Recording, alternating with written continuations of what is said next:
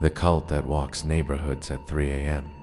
People first noticed the footsteps, slow, heavy steps, echoing down the street every night at exactly 3 in the morning. Long after traffic stopped and the neighborhood should have been silent. At first, everyone assumed it was someone walking late, maybe a neighbor unable to sleep, but the sound was too synchronized, too deliberate, like several people marching quietly. Security footage appeared days later. 5 tall figures walking straight down Oak Street, robes dragging slightly against the pavement. Burlap masks covering their faces beneath flickering streetlights. They weren't sneaking. They weren't hiding. The figures walked openly down the center of the road, perfectly spaced apart, moving slowly like they had memorized every inch of the neighborhood. Their steps landed together, perfect rhythm. Left, right, left, right. The sound carried across lawns and through closed windows, a steady pattern that made people wake up without understanding why. Neighbors checked their cameras. The same group appeared on Pine Street the next night, then Maple, then Cedar, always 5 figures. Always moving with the same patient pace. They never approached houses. They never touched fences or mailboxes. They only walked straight down the road, turning at intersections like they were following a map only they could see. Every night at 3, the footsteps returned, slow and deliberate, echoing down empty streets, while porch lights flickered briefly as the figures passed underneath them. Police eventually drove through after complaints, but officers reported nothing unusual. The streets were empty during their patrols, silent and undisturbed like the reports were imagined. But cameras recorded something strange.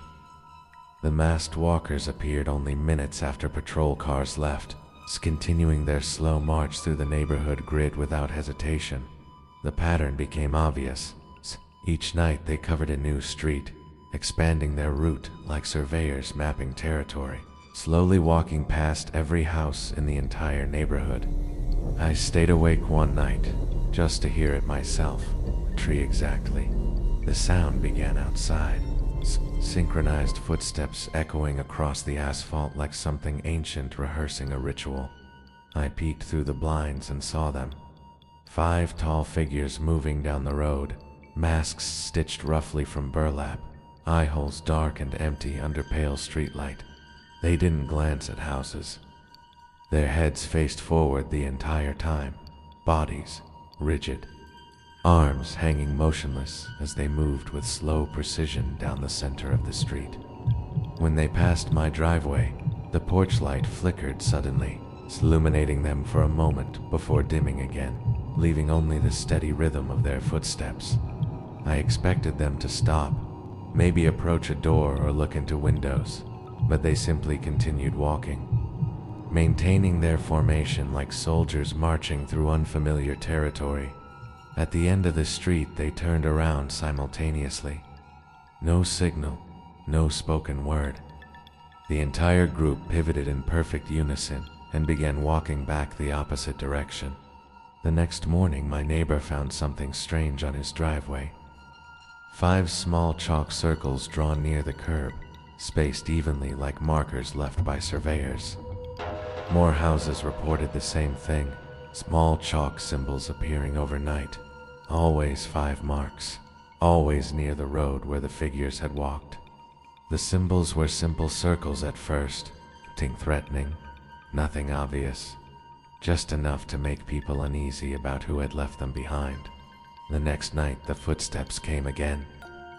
Different street this time, but the same rhythm, the same slow marching pace echoing across sleeping houses. Neighbors started staying awake to watch. Windows dark, curtains slightly open. People quietly observing the silent procession moving through their streets. One woman watched from an upstairs window as the figures passed. She said none of them looked toward houses until they reached the middle of her block, and they all stopped. For the first time since the sightings began, the 5 masked figures stood completely still in the center of the road beneath a humming streetlight. Slowly, one by one, their heads turned toward the houses around them, toward the dark windows where people were quietly watching from inside. No one moved inside those homes. No one dared make a sound while the figures stood there studying the neighborhood like researchers observing something fragile. After a full minute, the figures turned their heads forward again. The synchronized footsteps resumed immediately, continuing down the street like nothing had happened. Morning revealed more chalk marks. Every driveway on the street had 5 circles drawn near the curb, each one placed carefully in the exact same pattern. People tried washing them away, but the symbols returned the following night after the walkers passed again at 3 in the morning. Soon the entire neighborhood had them. Driveways marked, sidewalks marked, mailboxes marked with faint chalk circles no one remembered seeing drawn. Now every night people wake up just before 3, waiting in silence for the familiar sound of synchronized footsteps moving down the street. Because the walkers are still out there somewhere, slowly mapping neighborhoods one street at a time. And once they finish marking every house, no one knows what happens next. The figures waiting on the overpass. The overpass is empty at night. Everyone in town avoids it. They say figures appear after 2 a.m., standing perfectly still, watching cars pass without moving. I didn't believe it until I drove across alone, headlights cutting through fog that pooled like a low river beneath the bridge. The first figure appeared under the arch, motionless, arms by its side, head tilted slightly. It did not blink. Its presence made the air heavier. Another figure appeared, identical stance, silent, no features visible, standing just far enough to avoid the beam of my headlights. I slowed my car. The engine sounded too loud. Fog swirled unnaturally around the support pillars. Something about the shadows felt deliberate, alive. I could see them clearly now. 5 figures, spaced evenly across the concrete base. Hoods drawn, pale hands hanging at their sides. My foot trembled on the brake. I wanted to drive faster, but couldn't. My body felt like it was glued to the seat. The fog thickened. The figures seemed to stretch taller, shadows elongating unnaturally toward the street. Then one moved. It's not like walking, but gliding. Its feet didn't touch the ground. The other 4 moved in unison, slowly, silently, keeping the same distance from each other. A low vibration passed through the car. Chin and tires seemed to pulse unnaturally. I tried to turn the wheel, but my hands froze.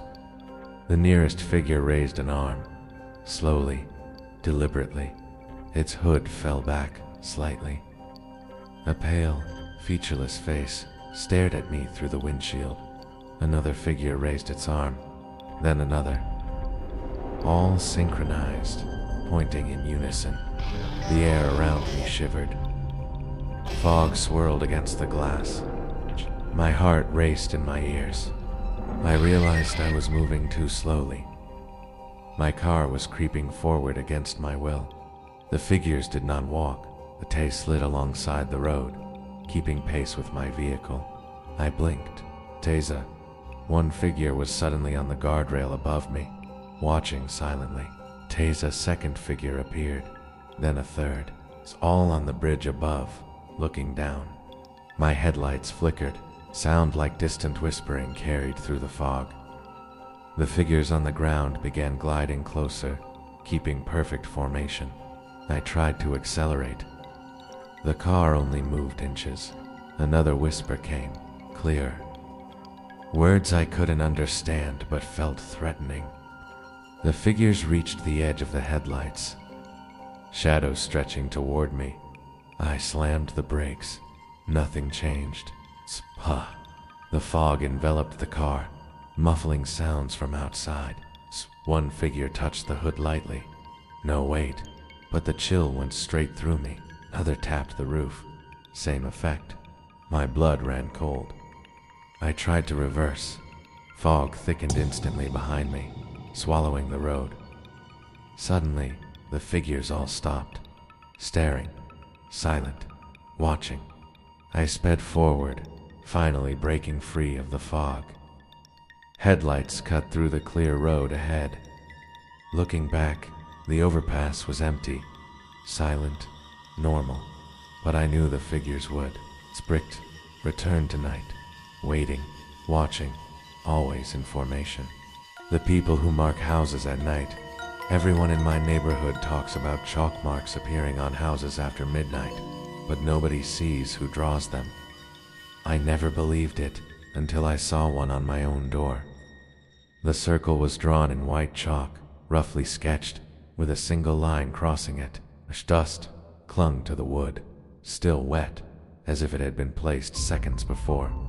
I froze on the porch, staring at it under the dim yellow light above the door. The street was silent, empty. The fog made the houses across the road appear distorted. I noticed another mark on my neighbor's house across the street. Identical symbol, Lenny. They have been away for days. The house was dark, no lights. Nothing moved in the yard. A rustle came from the bushes beside my porch. I spun the flashlight toward it, but only saw shadows. No figure, no movement. It's only the leaves trembling gently in the wind. When I looked back at my door, the chalk mark had changed. Another line now crossed the circle. My hand hadn't touched it. Felt panic rising fast inside my chest. My phone buzzed. An unknown number. First mark placed. I took a step backward, almost tripping over the porch step. Across the street, a figure stood under the streetlight, motionless. Another figure appeared beside the first. Another one. All wore dark hooded robes. White chalk clung to their hands. Their faces were hidden. They did not move. They only watched my house, silently. One figure lifted an arm and pointed directly at my door. The porch light flickered. I stepped closer. The circle seemed to pulse under the yellow glow. I could feel my heartbeat. The door creaked softly. I had not touched it. A third line appeared on the circle. My breath caught. The chalk dust shifted slightly as if someone invisible was smearing it. I backed up toward the street. The figures began walking forward together, slow, deliberate. Their steps made no sound on the pavement. I froze, unsure if I should run or stay. A shadow moved along my yard. One figure knelt. Chalk touched the wood. A new symbol appeared beside the original circle. I could hear my own heartbeat pounding in my ears. The group reached the edge of my yard. One figure lifted their hand, pressing the palm flat against the door. Its dust rose, swirled in the cold night air. I could not move. Another vibration from my phone. House confirmed. My hands shook as I held the device. Every instinct screamed at me to leave, but my legs refused to obey. Fear held me. I turned to the side yard. Fog had thickened. Shapes emerged. A tease. More figures appeared silently. Hoods over their heads. Chalk in their hands. Dozens now, surrounding the property without a sound. I realized the marks weren't warnings.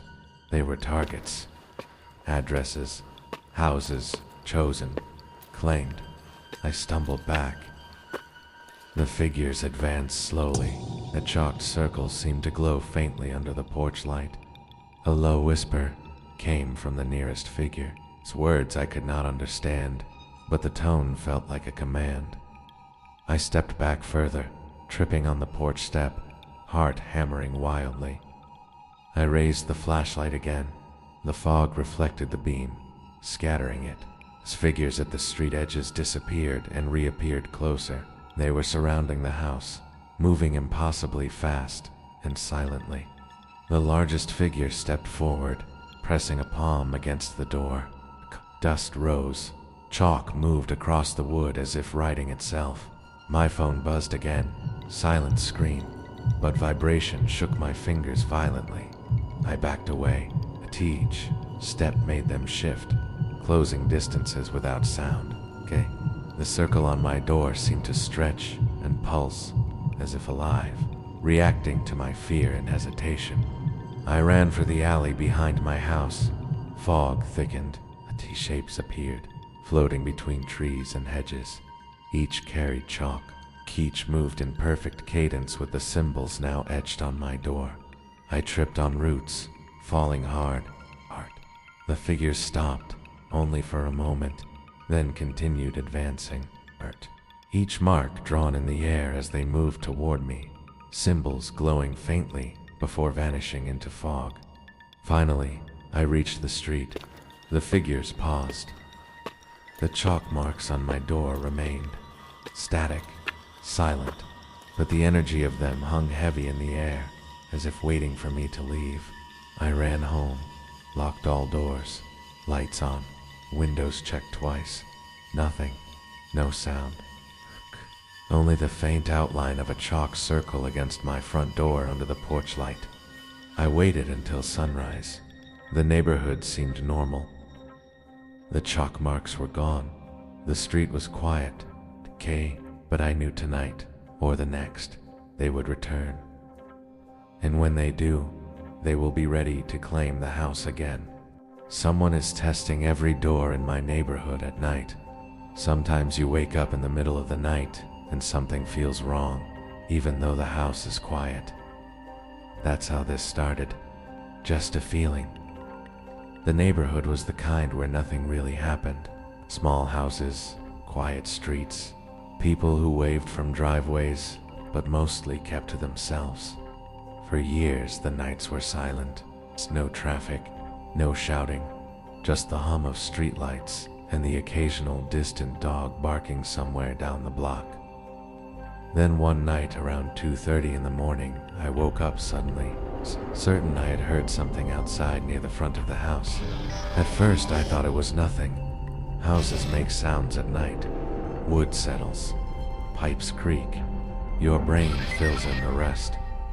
But then I heard it again. A soft metallic rattle. Like someone gently turning a doorknob. I sat up in bed and listened. The sound came from the front door downstairs. Quiet but unmistakable. Like someone testing it carefully. The handle moved once, slowly, then stopped. Whoever was outside didn't knock. They didn't force the door, they just tried it. After a few seconds, the sound of footsteps moved away across the porch and disappeared into the night. In the morning, I checked the camera by the garage and saw a man walking up my driveway around 2:31 a.m. He wore a dark hoodie and gloves. Head stayed down as he reached my porch and lightly tried the front door handle. The door didn't open, so he simply turned around and walked back to the street without even looking at the house. At the end of the driveway, a car was idling quietly under the streetlight, headlights off, but engine still running. The man got into the passenger seat and the car slowly rolled away down the block. I showed the footage to my neighbor 2 houses over, expecting him to be shocked. Instead, he just nodded slowly. Then he said it had happened to his house 3 nights earlier. Another neighbor checked his cameras and found the same car creeping down the street just before 3 in the morning. Each house it stopped at, someone stepped out and calmly tried the front door handle once, not kicking the door, not breaking windows, just quietly checking if it opened. Over the next week, more people started noticing it. Different nights, different streets, but always the same pattern. A car idling slowly through the neighborhood while someone walked up to houses testing doors one at a time. Police drove through the area a few nights, but the car never appeared when patrols were around. Then one morning, a house 4 blocks away was burglarized. Nothing violent, just someone entering through an unlocked door and quietly taking electronics before leaving again. People started locking everything after that. Front doors, back doors, garage entries. Suddenly, everyone in the neighborhood was checking their locks before bed. For a few weeks, the car stopped coming. No more late-night footage. No more door handles moving. Eventually, people relaxed again and assumed whoever it was had moved on to a different area. Then, last Thursday night, I woke up again at exactly 2:30. The same uneasy feeling settled in my chest before I even opened my eyes. I lay there in the dark, listening to the house breathe around me. Then I heard it, a soft metallic click. But this time it wasn't downstairs, it was much closer. The sound came from the hallway just outside my bedroom door. Very slowly, the handle began turning.